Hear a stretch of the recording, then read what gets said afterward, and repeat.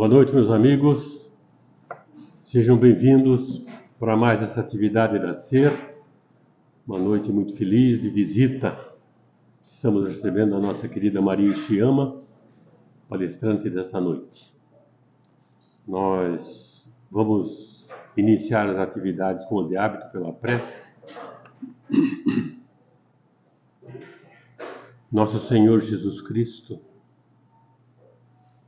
ao iniciarmos a atividade da noite, queremos te agradecer pela oportunidade que se renova de nos reunirmos mais uma vez em torno de teu nome e de tua doutrina, para uma noite de estudos, de aprendizado, mas também de confraternização em torno dessa doutrina, desse conjunto de ensinamentos que nos norteia e que indica o melhor caminho a seguir na busca de um mundo melhor, de um mundo evoluído e de uma população voltada para a prática do bem, para a observância das leis divinas, principalmente as de amor e caridade.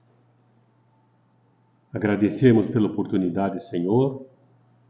Rogamos a assistência para a nossa palestrante da noite e para cada um de nós, de forma que a mensagem seja absorvida e possa nos servir ao longo dos nossos dias, na melhor maneira de nos conduzir, principalmente em relação àqueles que seguem conosco, no lar, no trabalho ou na sociedade como um todo. Que o Mestre Jesus, mercê da sua misericórdia, permaneça entre nós, agora e sempre. Que assim seja, Senhor. A nossa palestrante da noite é a nossa Mari Ishiyama. Mas antes eu quero dizer que a nossa Sociedade Espírita Renovação tem diversas atividades. Uma delas é às terças-feiras, um grupo de senhoras que se reúne para, além do estudo evangélico, da doutrina, também executar trabalhos de costura e de confecção de enxovais que depois são distribuídos para as famílias carentes da região. Às terças-feiras nós temos grupos de estudos, grupos que se repetem às quartas e aos sábados.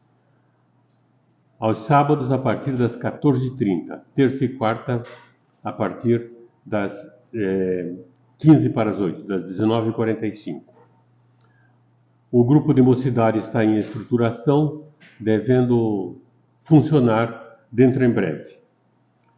Aos sábados nós temos o Plantão do Passe, uma atividade desde o início da SER, em que a partir das 5h30, das 17h30, na Casa da Frente, em que são aplicados os passes para os que aqui vêm e que também aqueles que têm interesse numa conversa fraterna, um diálogo fraterno, trazendo as suas dificuldades de entendimento, etc., com algum problema que esteja atravessando, podem ser atendidos nessa oportunidade. A nossa Maria Ishiyama participa do Centro Espírita Ildefonso Correia desde 89. Lá ela exerce a atividade de coordenadora de grupo de estudos, de coordenadora de juventude, de palestras públicas e também é palestrante. Também na Federação Espírita do Paraná, é vice-coordenadora do setor de comunicação social. Participa do grupo editorial do jornal Mundo Espírita, como articulista do mesmo jornal. Profissionalmente, é funcionária da própria Federação Espírita do Paraná. Vamos então, com muita alegria, ouvir a nossa palestrante de hoje, Mari Ishiyama. Mari.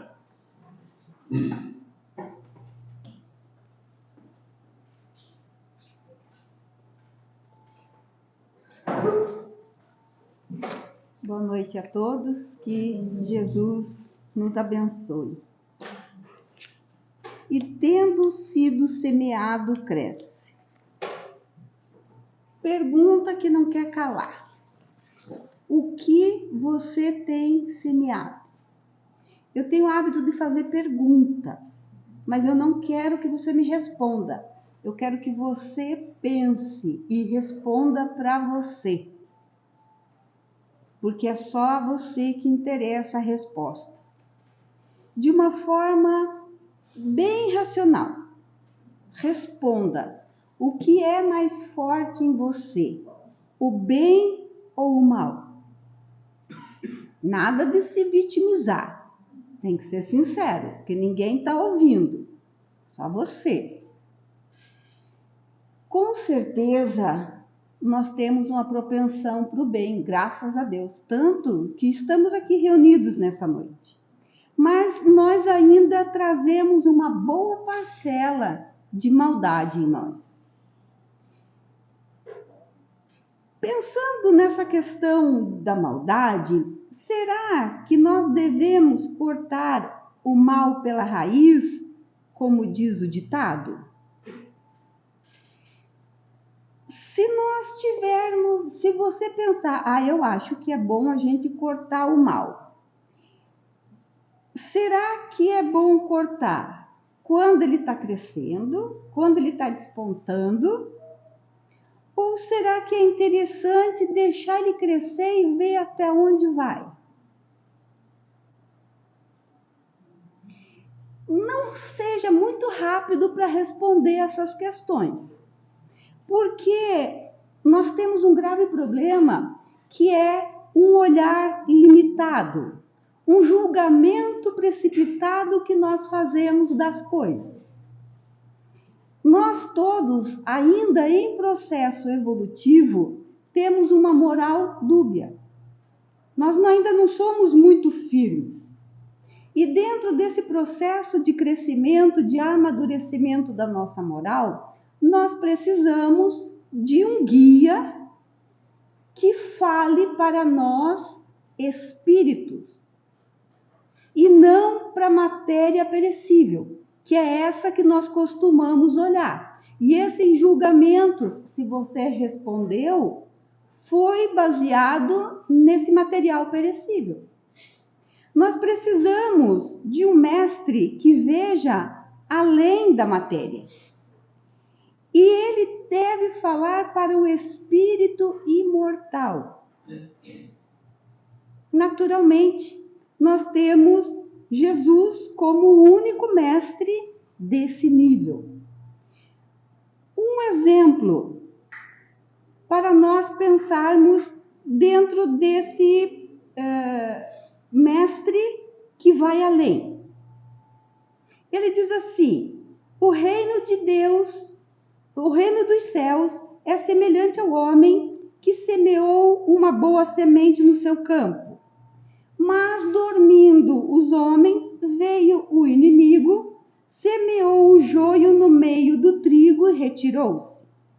E quando a erva cresceu e frutificou, apareceu também o joio. Os servos do pai de família, indo ter com ele, disseram: Senhor, não semeastes uma boa semente no teu campo? De onde, portanto, terá vindo o joio? Quer dizer, você usou uma boa semente. Como é que o joio apareceu? E ele lhes disse: um inimigo fez isso. E os servos lhe disseram: queres, pois, que após sair o recolhamos? Ele, porém, lhes disse: não, para que ao colher o joio não desenraize junto dele o trigo. Deixai crescer ambos até a ceifa. E no tempo da ceifa, direi ao ceifeiro: colhei primeiro o joio e atai-o em molhos para os queimar, mas o trigo reuni no celeiro. O joio, quando ele é pequeno, ele é muito parecido com o trigo. Até mesmo a pessoa que trabalha com isso, ele tem dificuldade durante um tempo em saber qual é um e qual é outro. E aí Jesus está dizendo: deixe ambas crescerem. Porque quando elas atingem uma certa altura, é visível a diferença entre um e outro. E assim pode-se colher com toda segurança, sem que se tire aquilo que de bom há. Na parábola, Jesus ele não está dizendo, né, vai mal, deixa o mal crescer junto, imagina, vamos ver o que vai dar. Não é isso que ele está falando. Ele está de olho no que está acontecendo. E ele, com essa visão de espírito imortal, nos dá um bom exemplo lá na passagem do livro Há 2000 anos, de Chico Xavier e do Espírito Emmanuel. Quando o senador romano Públio Lentulus, não sei se tem alguém que está vindo por primeira vez, que não conhece muitas passagens, o Públio Lentulus é o nosso Emmanuel, né? Psicografa com o Chico. Mas quando Jesus encontra, na verdade é o Públio que vai até ele, quando eles se encontram, naquele dia Jesus olha para ele e diz, essa é a hora da tua mudança. E esse convite serve para nós hoje. Serve para nós a cada palestra que vamos, a cada estudo que fazemos. O convite de Jesus para o Públio é o mesmo para nós. Olha, a tua hora de virada é essa. Ou você muda agora, ou você mudará com os milênios. Foi isso que ele falou para o Públio. E vocês acham que, pense você está ali falando com Jesus, Jesus olha para você e diz, olha, agora é a hora de você mudar a tua vida. Você quer mudar agora ou você prefere aguardar através de milênios de sofrimento? O que você responderia? Pensa bem que você está respondendo para Jesus. Por incrível que possa parecer, o senador escolheu milênios de sofrimento. Nós escolhemos milênios de sofrimento. Só que o nosso senador, enquanto Emmanuel, que já é passado, que hoje, se ele reencarnou, não sei, ele já é maior do que era, escolheu milênios de sofrimento, imaginemos nós. Mas o convite é diário para essa mudança. E aí, nós vemos que quando Jesus fala para o Públio, ele já está vendo para diante do nosso Emmanuel. Quando Jesus nos convida à mudança, ele não está falando para Mari, para o Antônio, para o Carlos. Ele está falando para o espírito imortal que está além do que nós possamos imaginar. Porque o nosso potencial é gigante, a gente é que não usa. Mas o potencial de mudança é muito grande. E aí, nós vemos que esse Jesus é um grande educador. E o educador, ele deve amar. Porque se o educador não ama, ele constrange. E diante de constrangimento não há educação. E nós vemos aqui na fala de Jesus, nesse convite à educação, eu falo no sentido da educação que Allan Kardec dá, que é o de moldar caracteres, que é o de educação moral, da aquisição dos bons hábitos. Se nós não estamos prontos para essa mudança, se alguém com quem nós convivemos é uma pessoa difícil, não está pronto para essa mudança, será que se nós usarmos de violência para com elas e para conosco, porque nós nos violentamos e muito e diariamente, será que nós mudamos? Em nenhum momento nós vemos Jesus usar de violência para nada.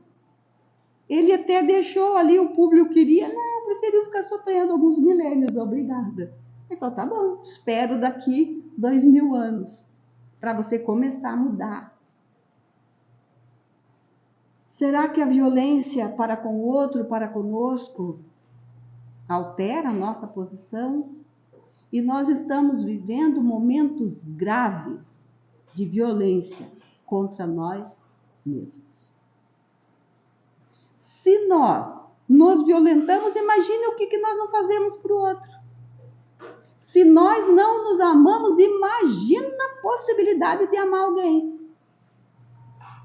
E a gente fala de boca cheia para o outro, eu amo você. A gente nem sabe o que é isso, porque nós não usamos disso para conosco. Se nós não usamos para nós não vamos usar para ninguém.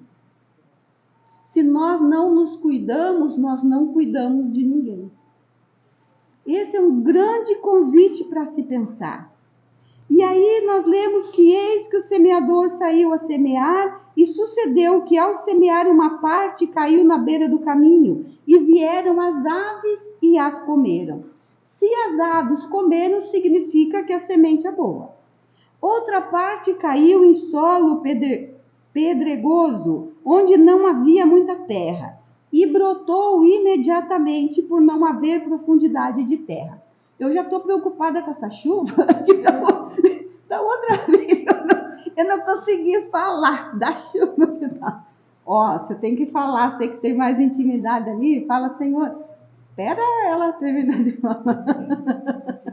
Não, mas aquele dia tinha pedra, hoje não vai ter. Tá, volta, vamos voltar. E brotou imediatamente por não haver profundidade de terra. O solo somos nós, compactos, duros, com pouca profundidade espiritual.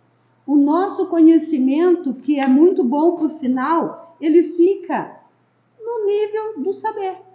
Ele fica lá no nosso intelecto. E nós sabemos responder tudo. Essas pessoas vêm, inclusive a pessoa que vos fala, tem muita facilidade em responder. E a vivência. E trazer daqui para cá e para as ações. Porque falar é fácil, tanto que eu estou aqui falando. Viver é complicado. E ele diz, e quando raiou o sol, a semente foi crestada, e por não ter raiz, ressecou-se. A semente em nós resseca com muita facilidade, quando nós nos damos conta que é difícil ser cristão. Porque para a gente dizer que é cristão, quando o censo vem perguntar, e a gente diz eu sou cristão, nós teríamos que repensar essa resposta. Porque para ser cristão quer dizer que eu tenho que seguir Cristo. E aí nós temos que abrir mão de coisas que não são legais, mas que gostamos de fazer. E aí nessa hora é muito fácil dizer, não, eu não acredito em nada, sabe? Eu vou lá no centro tomar um passe, mas nem acredito, mas eu vou para desencargo de consciência. Vai que tem alguma coisa lá, então eu vou. Mas aí é muito fácil da nossa semente secar. Na hora de abrir mão de coisas que, embora saibamos que nos fazem mal, ainda gostamos e ainda fazemos. E outra parte caiu nos espinheiros. Os espinhos subiram e a sufocaram, e não deu frutos. Outra parte caiu em terra boa e dava fruto, que desponta e cresce. Um carregava 30, outro 60 e outro 100. Nesse solo, as sementes, elas germinam, mas elas germinam em proporções diferentes. São os nossos talentos. E Jesus não nos cobra nada além daquilo que nós podemos dar. E aí, voltamos a repensar.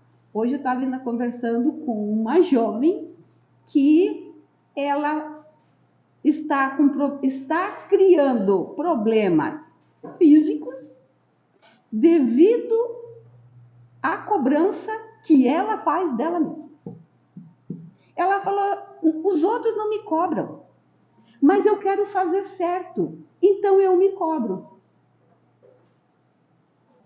Os nossos jovens estão passando por isso.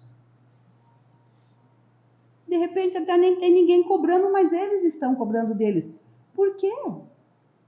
Ainda ela comentou, a questão do perfeccionismo. As pessoas falam, eu sou perfeccionista mesmo. Como se isso fosse uma coisa boa, como fosse uma coisa bonita para a gente falar em voz alta.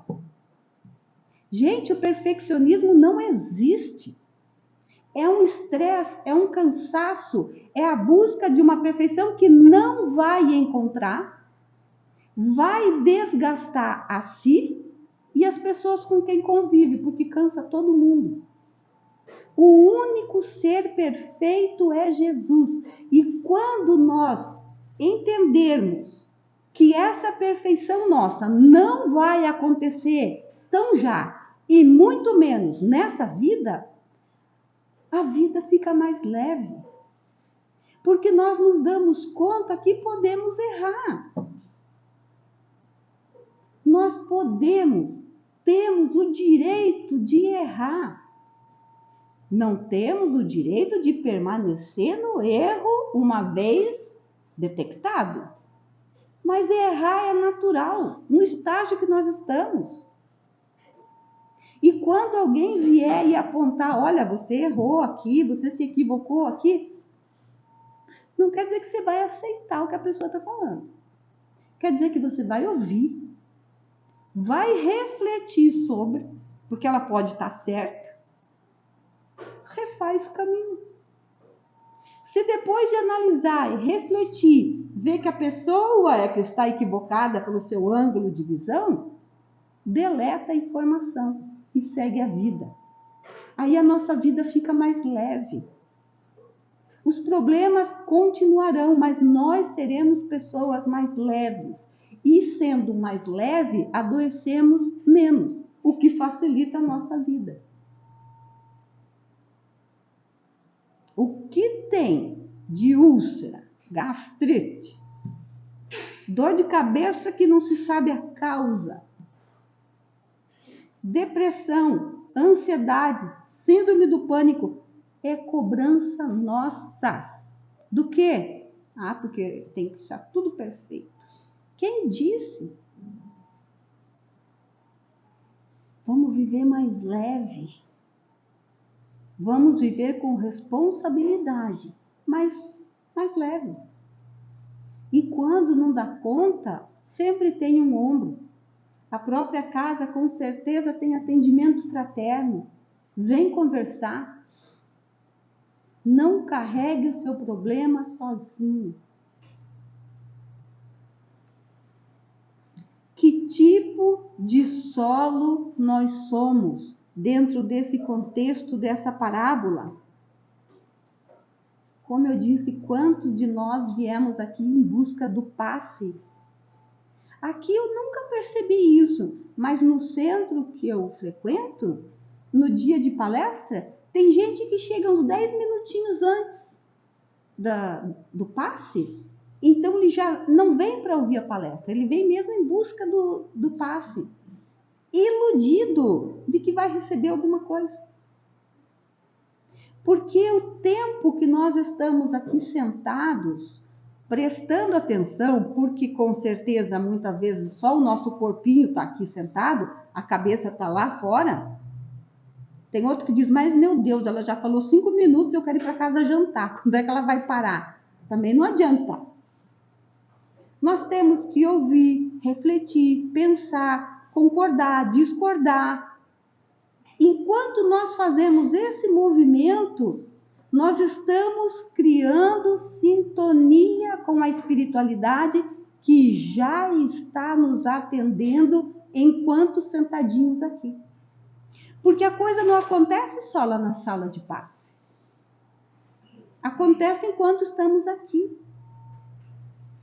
Mas se eu estou aqui sentado, pensando nas dificuldades que eu deixei em casa, que eu deixei no trabalho, a espiritualidade pode fazer o que quiser, que ela não nos acessa. Aproveitemos os momentos para estar onde estamos. Eu tenho certeza que se eu perguntar, vocês lembram o que vocês almoçaram hoje? Que bacana, vi umas cabeças sim. Mas eu vejo, e nem vou dizer, porque eu não faço isso, não vou falar isso. Mas assim, tá comendo e tá com o celular aqui, Eu com o celular, não, mas com a televisão, não sabe o que comeu, não sabe quanto comeu. Aí a pessoa já está servindo a sobremesa, mas você diz, não, eu nem comi ainda.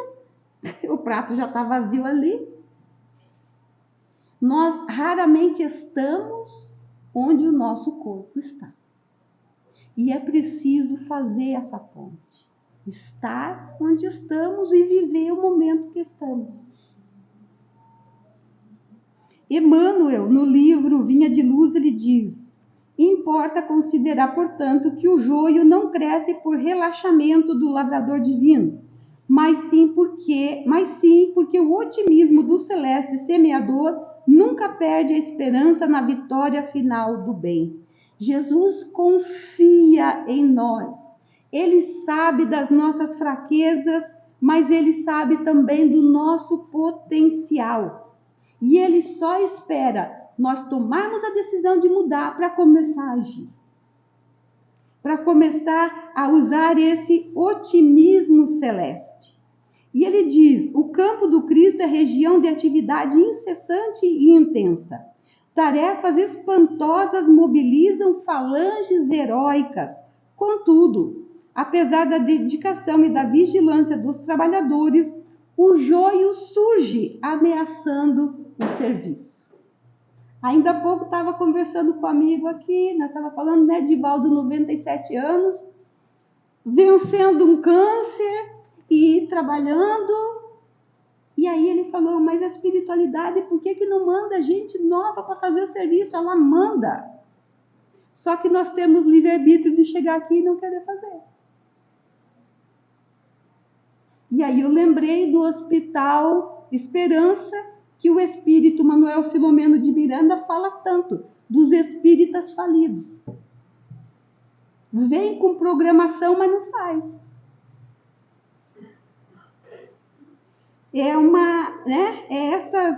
É esse trabalho que nós damos para essas falanges heróicas que estão tentando nos ajudar e a gente rechaçando. E ele diz, né, que Jesus sabe do nosso potencial e ele espera só que a gente abra a brecha para ele atuar.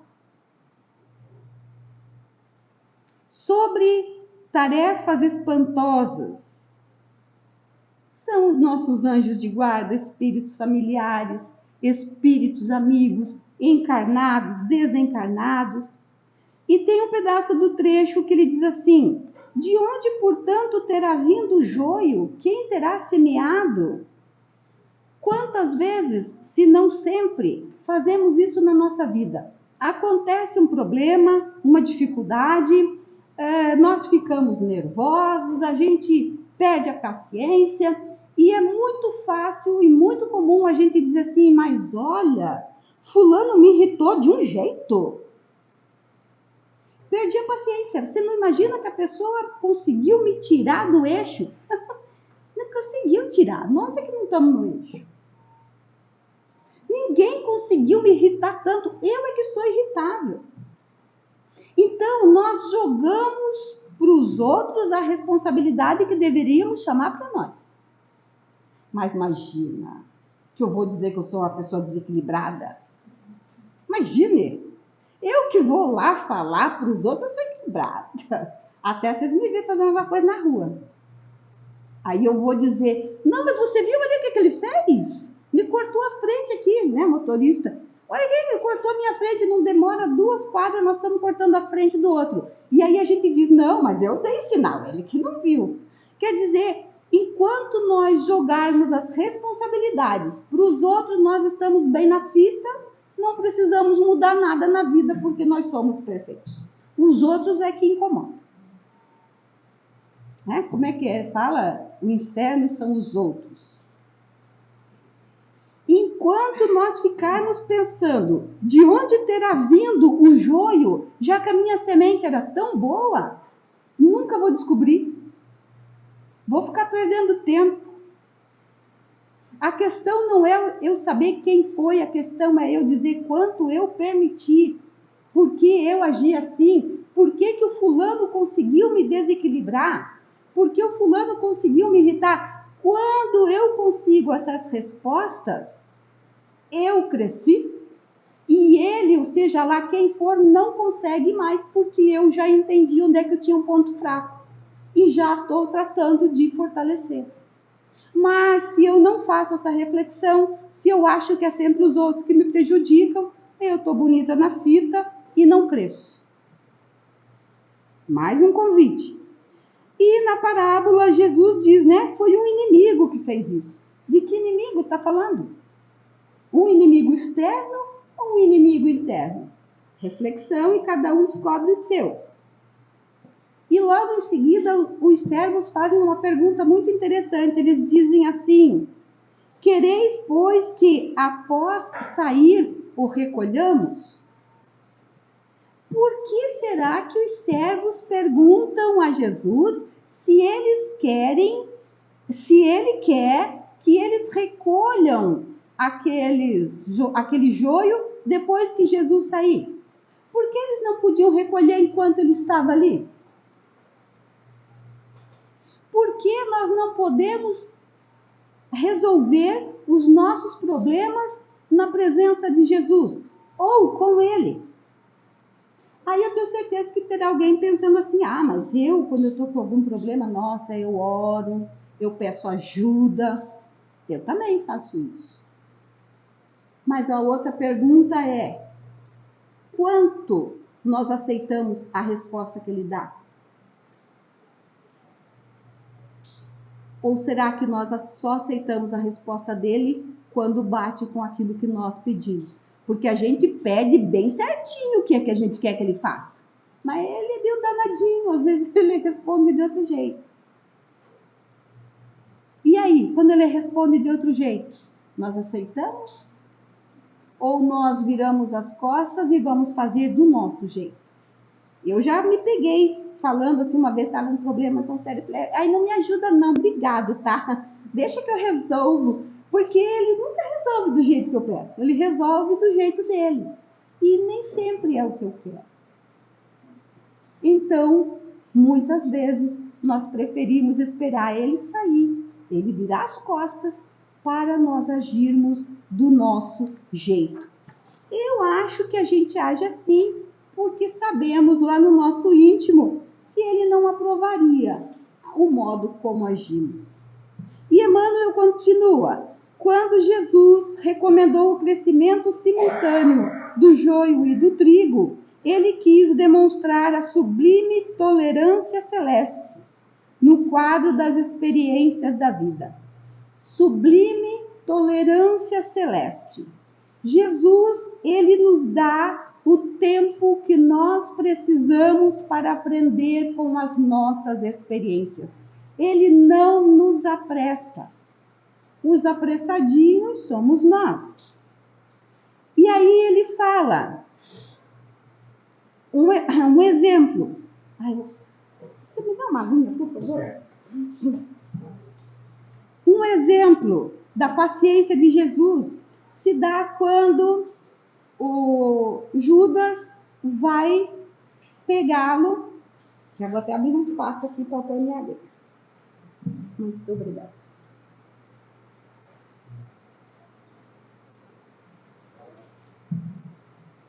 Quando Judas vai com os soldados para entregar Jesus. Jesus sabia o que estava acontecendo, mas ele fala: amigo, a que vieste? Veja que ele, antes que Judas fizesse a ação, ele dá uma chamada, ele diz: você tem certeza do que você vai fazer? Você tem certeza que é a melhor atitude? Quantas vezes isso acontece na nossa vida? Está acontecendo um fato, uma situação, e nós, nessa pressa de resolver aquilo que eu falei, será que é melhor a gente cortar o mal pela raiz quando está nascendo ou esperar crescer? Aqueles que pensaram: eu já arrancaria já no começo, vejam a importância de se ter uma reflexão. Depois que a coisa acontece na nossa vida, às vezes a gente diz assim: você sabe que eu tive um pensamento de não ir? Ou eu tive um pensamento de ir, mas na hora eu deixei passar. Porque nós somos avisados. Mas a gente quer fazer do jeito da gente. Nós não damos o tempo. E Jesus disse: tem certeza, amigo, a que viestes? E o Emmanuel, no livro Caminho, Verdade e Vida, ele comenta essa passagem. Ele diz: é significativo observar o otimismo do mestre, prodigalizando oportunidades ao bem. Seu coração misericordioso proporcionava ao discípulo inquieto o ensejo ao bem, até no derradeiro instante. Embora notasse Judas em companhia dos guardas que lhe efetuariam a prisão, dá-lhe o título de amigo. Veja, o amigo que estava vindo para entregá-lo. E ele ainda chama de amigo. Não lhe retira a confiança do minuto primeiro, não maldiz, não se entrega a queixas inúteis, não o recomenda à posteridade com acusações ou conceitos menos dignos. Quando eu li essa passagem, os mais novos não vão saber do que eu estou falando, mas aqueles de nós já com cabelinho branco, nós vamos lembrar que nós não necessariamente mas nós, o povo, malhava Judas. O que o Judas fez para nós? Nada. Ele fez para Jesus, que não se incomodou. Essa é uma outra coisa que nós temos que observar em nós. Quantas vezes nós nos colocamos na posição de justiceiros, porque quando nós malhávamos o Judas, nós estávamos na posição de justiceiro. De fatos que a gente só conhece uma parte da verdade. Porque nós nunca teremos 100% da informação, seja ela qual for. Porque nós temos a minha parte, tem a parte da outra pessoa envolvida e tem uma parte que está na espiritualidade, que nesse momento nós não acessamos. Então, cuidado, quando for com muita segurança para defender qualquer ponto de vista. Eu gosto sempre de ter uma margem de dúvida para qualquer coisa. Para aqueles de nós que não gostamos muito de pedir desculpa, não vá com muita segurança na defesa do seu ponto de vista. Porque às vezes vai ter que pedir desculpa depois. Né? Então é uma questão para nós pensarmos. E ainda sobre o otimismo celeste, Humberto de Campos, no livro Instante da Vida, ele narra ali os instantes finais de Jesus na cruz e vem uma série de espíritos para acompanhar Jesus, né, em espírito depois, assim que ele desencarnasse. E entre esses espíritos estava o espírito da caridade. E Jesus chama ele, né, e pede para que ele vá até Judas, porque Jesus sabia que ele havia se suicidado. Porque o Judas não era uma pessoa má. Ele era como nós, equivocado nos seus pontos de vista. Ele não esperava que Jesus se entregasse e deixasse os homens fazerem o que quisessem. Porque ele sabia do poder de Jesus. Ele pensava que Jesus, ao ser acuado, ser colocado contra a parede, ele ia reagir. E quando ele viu que não, ele se deu conta do que ele fez. E ele não conseguiu lidar com aquilo e se suicidou. E Jesus, lá na cruz, sabia disso. Então ele pede para que o Espírito Caridade vá estar com Judas, até logo mais, quando ele pudesse estar com ele. Isso é otimismo celeste. Porque Jesus depois foi até Judas, e ao olhar para Judas, ele não via um homem caído, derrotado. Muitíssimo pelo contrário, ele já via, além de Joana d'Arc, redimido séculos depois. Ele sabe das nossas potencialidades, nós precisamos saber das nossas. E Emmanuel diz, nesse gesto de inesquecível beleza espiritual, ensinou-nos Jesus que é preciso oferecer portas ao bem até a última hora da experiência terrestre, ainda que ao término da derradeira oportunidade nada mais reste além do caminho para o martírio ou para a cruz dos supremos testemunhos. Acredito que uma boa parte de nós que estamos já ouvimos história assim. Nossa, fulano não conseguia morrer enquanto o outro não chegasse para ele pedir perdão. Ou a pessoa era dura, a pessoa severa, mas nos últimos instantes ele conseguiu esboçar um pedido de perdão. Mas também ouvimos nós de muitas pessoas que dizem: o que adiantou? Foi uma peste a vida inteira. Aí quando não tem mais nada para fazer, a pessoa pede perdão como se tudo tivesse resolvido. Não está tudo resolvido. Mas aqueles últimos instantes da vida dela foi o momento que deu o start e ela disse: cara, eu fiz tudo errado. Eu fiz tudo errado. Como eu errei com fulano. E esse pedir perdão vai mudar toda a história desse espírito na próxima reencarnação. Porque houve um quebrar de ciclo, de ignorância, de escuridão, e naquele momento em que ele estava nos últimos suspiros, caiu a ficha. Muda toda a vida daquela pessoa e do outro que ele machucou. Então ele diz: por isso não se pode arrancar o joio antes da hora. Já pensou se Jesus arrancasse o joio antes da hora? Quantos de nós estaríamos aqui, será, hoje?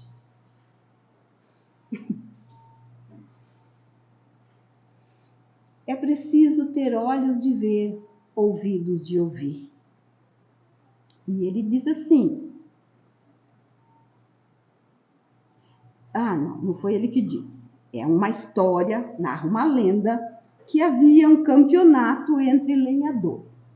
E o objetivo era descobrir qual era o homem mais forte. Ele tinha que derrubar mais árvores com o menor espaço de tempo. Quem ia julgar era o sábio da localidade. E aí começa a derrubar e termina a competição. E eles perguntam para o sábio: quem foi que ganhou? Aí o sábio diz: ainda não dá para saber. Como não dá para saber? É só, a gente sabe quantas árvores fulano derrubou, o tempo que ele gastou. É só você dar o veredito. Ele falou: não. E vai até uma árvore, retira um pequeno galho e ele diz: na verdade a competição vai começar agora. Aquele que conseguir recolocar este galho na árvore e fazê-la florir é o mais forte. Porque destruir é a coisa mais fácil do mundo. O difícil é construir. E a força se apresenta na construção. Então, errar faz parte do processo. Nos permitamos. Mas ao descobrir o nosso erro, o nosso equívoco, porque no fundo nós mais nos equivocamos do que erramos. Porque errar é quando a gente faz de propósito. Não gosto da pessoa e eu vou lá e vou falar isso, eu estou indo de propósito. Aí eu estou errando. Mas às vezes eu falo alguma coisa que ofende, que magoa, mas eu não fiz por mal, eu só não refleti sobre. E aí é um equívoco. Nós mais cometemos esse segundo ato do que propriamente o segundo. E ele diz: o recomeçar é que mostra a nossa força. Sejamos nós esses fortes na reconstrução. E Emmanuel diz: Jesus, porém, manda aplicar processos defensivos com base na iluminação e na misericórdia. O tempo e a bênção do Senhor agem devagarinho e os propósitos inferiores se transubstanciam. Transubstanciar é mudar uma situação para outra. É transformar o joio em trigo, a ignorância em luz, o ódio em amor. E aqui entra a nossa questão de autoconhecimento. Nós precisamos nos autoconhecer para saber onde está o nosso ponto fraco e onde está o nosso ponto forte. porque é o ponto forte que vai nos auxiliar a transubstanciar o ponto fraco em nós. E ele diz: o homem comum não dispõe da visão adequada para identificar a obra renovadora. Nós ainda não entendemos a pedagogia de Jesus. Nós vemos os nossos problemas, as nossas dificuldades como uma desgraça. Mas não é. São ferramentas que, quando muito bem utilizada, traz conhecimento, engrandecimento e força. Muitas plantas espinhosas ou estéreis são modificadas em sua natureza essencial por filtros amorosos do administrador da seara, que usa de afeições novas, situações diferentes, estímulos inesperados ou responsabilidade externa que falam ao nosso coração. Então, Jesus usa de ferramentas outras para a nossa mudança. Ele fala desses filtros amorosos, afeições novas. Às vezes, nós desenvolvemos uma doença que, claro, ninguém quer, nem eu, mas, de repente, aquela doença nos coloca numa cama. E a gente fica revoltado porque está na dependência dos outros. É hora de dizer o que essa doença está querendo me ensinar. Ela quer me ensinar, em primeiro lugar, a humildade. De eu ter que depender do outro. De eu aceitar o que o outro pode fazer por mim e agradecer. Rever a vida. E mudar de vida assim que eu me restabeleça. Porque se eu voltar ao que era, uma coisa que do fundo do coração eu fico sempre me perguntando e com muito medo. Gente, nós tivemos uma pandemia mundial. E eu ouvi muito as pessoas dizer: meu Deus, eu quero voltar logo à normalidade. Pelo amor de Deus, a pandemia foi para que nós mudássemos e não para que nós voltássemos ao que éramos.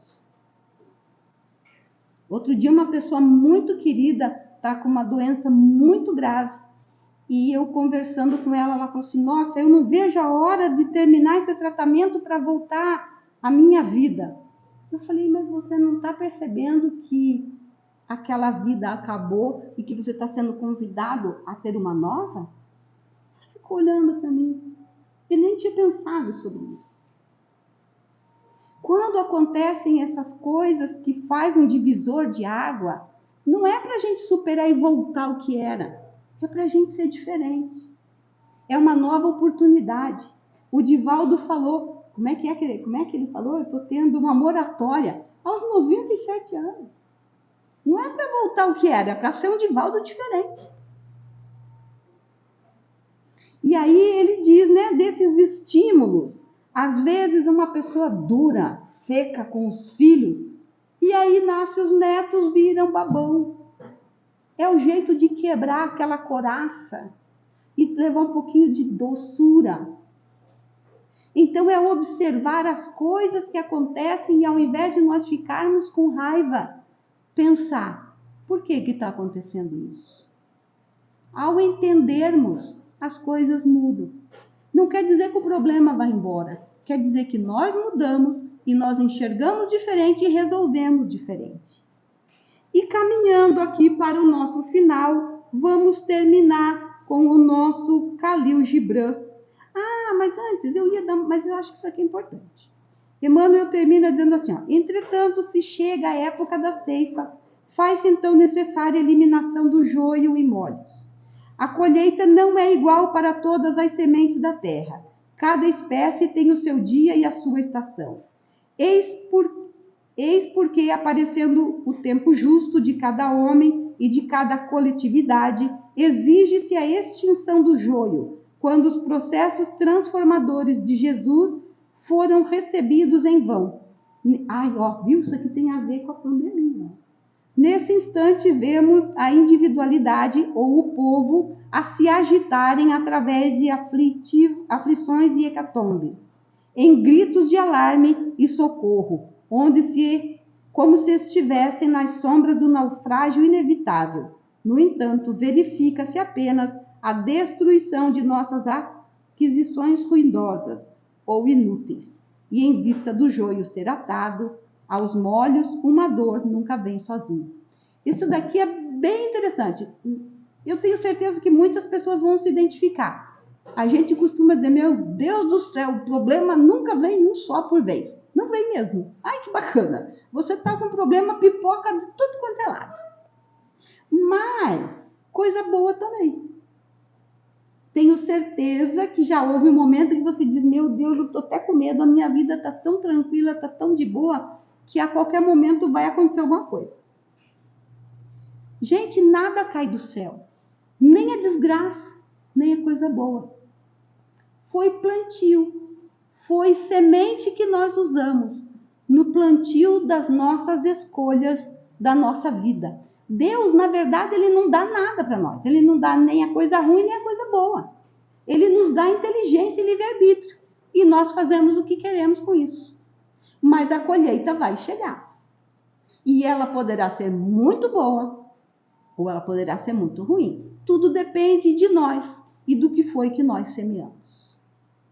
Então, nunca vamos dizer, eu vou como Deus quer. Não, se vai como Deus quer, você vai muito bem, obrigado, porque Deus quer o melhor para nós. E vamos agora sim, encerrando com Khalil Gibran, eles dizem que antes do rio entrar no mar, ele treme de medo.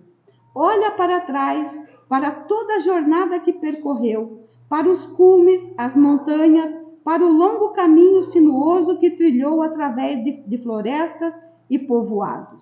E vê à sua frente um oceano tão vasto que entrar nele nada mais é do que desaparecer para sempre. Mas não há outra maneira. O rio não pode voltar. Ninguém pode voltar. Voltar é impossível na existência. O rio precisa aceitar a sua natureza e entrar no oceano. Somente ao entrar no oceano, o medo irá se diluir, porque apenas então o rio saberá que não se trata de desaparecer no oceano, mas de se tornar o oceano.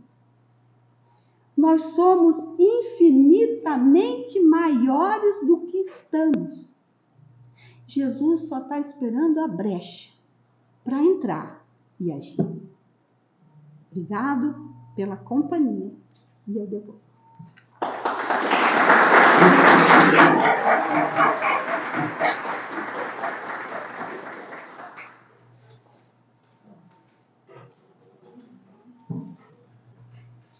O nosso agradecimento a Mari pelo seu magnífico trabalho, por esses ensinamentos que ela nos trouxe nessa noite, para tanta reflexão, né? Quantas oportunidades nós temos para a nossa reforma, para encararmos a vida de acordo com os ensinamentos que o Mestre nos deu. E tantas vezes nós nos recusamos ao convite. Muito obrigado, Mari. Leve aos irmãos do Ildefonso Correia o nosso abraço. Nós vamos encerrar a primeira parte das atividades pela prece, em seguida vamos aos trabalhos dos passes e pedimos que os que vão tomar passe, por favor, aguardem em seus lugares que todos serão chamados. Querido amigo e Mestre Jesus, uma vez mais te agradecemos, Senhor, pela oportunidade que nos foi dada de ouvirmos os teus ensinamentos, a tua palavra. Nesse permanente trabalho que a espiritualidade desenvolve no sentido de nos colocar no trilho verdadeiro da vida, para que possamos crescer, entendendo a responsabilidade que temos para com Deus, para conosco e para com o próximo. Dessa visão, dessa tríplice visão, depende certamente o nosso sucesso, a oportunidade de melhores dias para todos nós. E se fizermos de tal maneira que todos nós hajamos dessa forma, podemos dizer que estaremos contribuindo para a construção de um mundo cada vez melhor. Rogamos ao Mestre Jesus a sua assistência para todos nós no retorno aos nossos lares, que a sua misericórdia permita a assistência aos nossos familiares, aos nossos amores, e que a sua paz permaneça entre nós e em nossos corações, hoje e sempre. Que assim seja, Senhor.